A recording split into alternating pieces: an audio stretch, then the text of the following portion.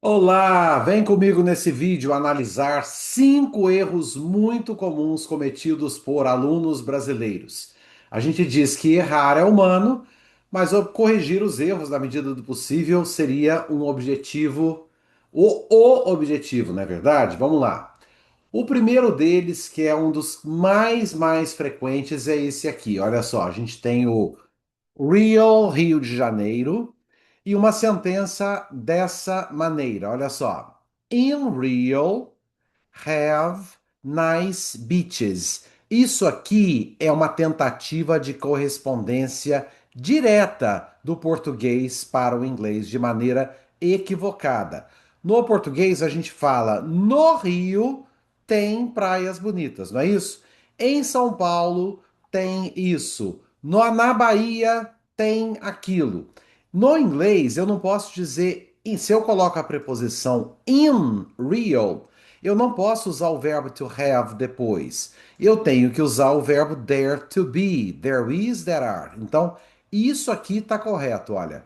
In Rio, there are nice beaches. Ah, mas eu não posso usar o verbo have? Sim, você pode usar o verbo have para falar a mesma coisa, desde que você não utilize a preposição, tá? Então, por exemplo, primeiro que não é real have, porque real é singular, é it. Então aqui eu tenho que fazer a variação do verbo. Então o correto é real has nice beaches e não real have. E se eu coloco a preposição in aqui, fica pior ainda. Isso é muito falado por brasileiros. In Rio has nice beaches. Não. Ou você fala então Rio has nice beaches, ou você fala in Rio there are nice beaches. Quer mais um exemplo? Vamos lá. Eu falo assim, olha. São Paulo has a good museum, que é o MASP, por exemplo, tá? Agora eu falo, in São Paulo, there is a good museum. Percebe que quando eu utilizei a preposição in, eu fui direto agora para o verbo there to be. Se eu não utilizo a preposição in, aí sim eu vou usar o have, nesse caso, com a variação para he, she, it, entrando como has. Segundo erro, a começão do S. Vamos lá, eu tenho esse grupo de pessoas aqui e eu digo: They work downtown. Na afirmativa para he, she, it, por exemplo, se eu falo desse carinha do centro aqui, eu falo he works downtown, tá? Então, para as pessoinhas no inglês, he, she e it eu flexiono o verbo com um S ou com um ES. Aí você poderia estar se perguntando, nossa, mas isso aqui é uma coisa tão boba. Por que que você está colocando isso aqui como erro comum? Porque, pasmem, até mesmo alunos de pré-avançado cometem esse erro, comem esse erro. E na negativa, um erro muito comum é fazer isso aqui, olha. He doesn't works downtown. Na negativa, coloca assim na sua catiolita assim, olha. Quando eu entro com doesn't, o doesn't é um exterminador de S. Então, ele não gosta de S. Ele fala assim, tá bom, eu vou entrar nessa sentença, mas tira o S porque eu não gosto dele, tá? Então, quando entra o doesn't, o verbo não é mais flexionado, tá?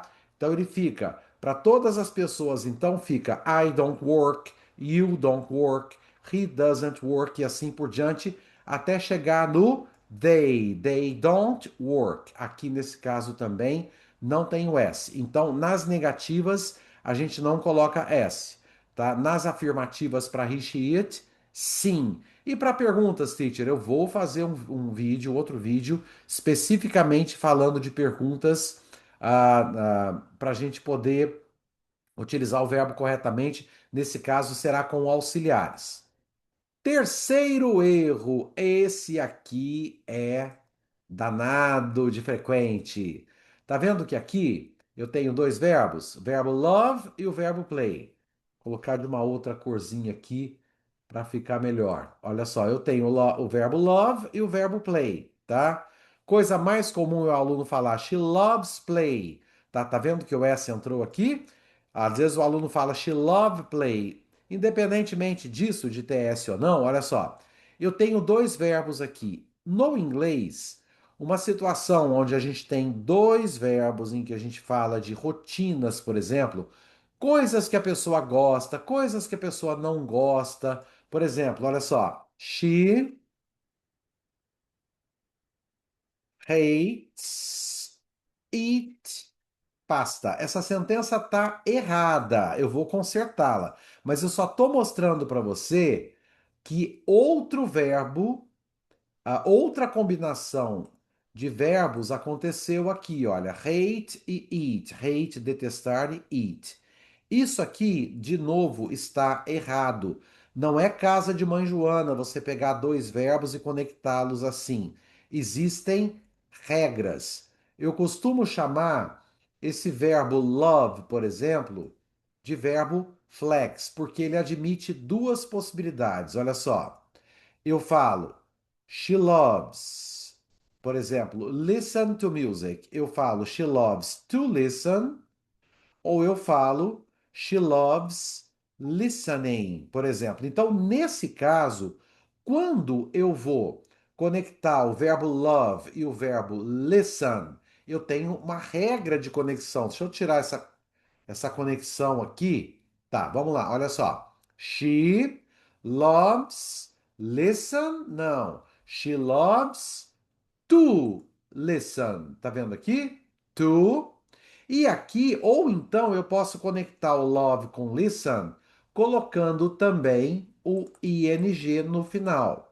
Esse ing aqui não tem nada a ver. Opa, agora que eu quero uma corzinha diferente, não aparece.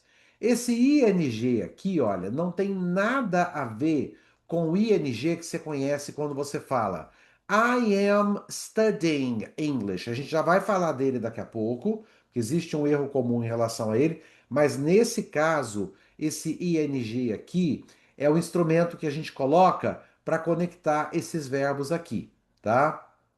Então, quando eu, por exemplo, utilizo um outro verbo, vamos lá, deixa eu dar um outro exemplo. Eu dei o exemplo com hate, mas eu vou usar o exemplo com enjoy. They enjoy. Swim, ok? Nadar. Eu não posso falar they enjoy swim. Ah, teacher, então eu falo they enjoy to swim, porque você conectou o she loves to listen, você conectou com o to.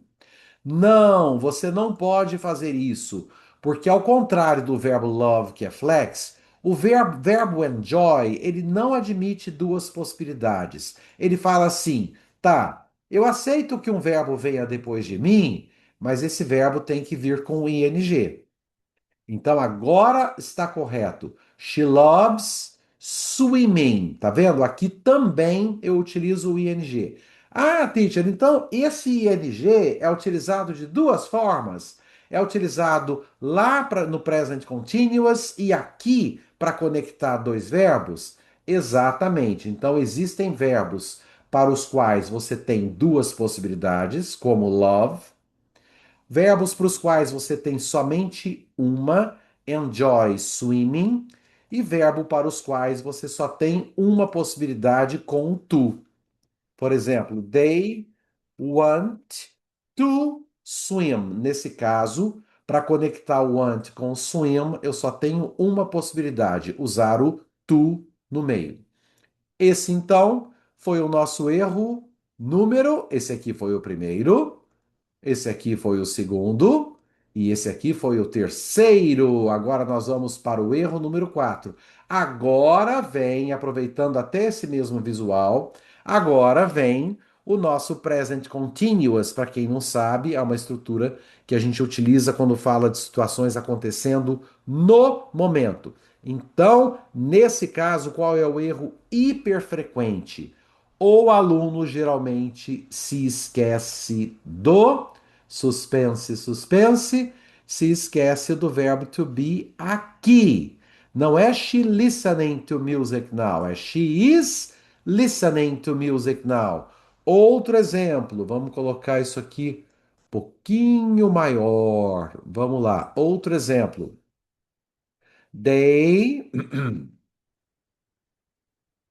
Lembra que eu dei o exemplo de nadar? Nesse caso, eles estão nadando agora. O que falta aqui? Falta o nosso are, tá? O verbo to be. Então, quando eu falo de situações acontecendo no momento, eu tenho que utilizar dois verbos. Olha que coincidência. Aqui a gente falava de dois verbos conectados, não falava? Olha só, aqui, tá? Aqui também a gente vai ter dois verbos conectados, mas um deles é sempre o be e o segundo sempre vai ter ing.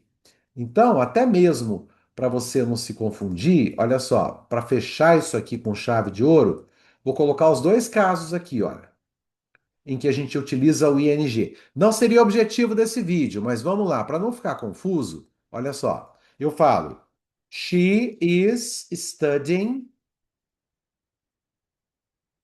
now. Conectei quais verbos? Conectei o verbo be e o verbo study com ing, não é isso?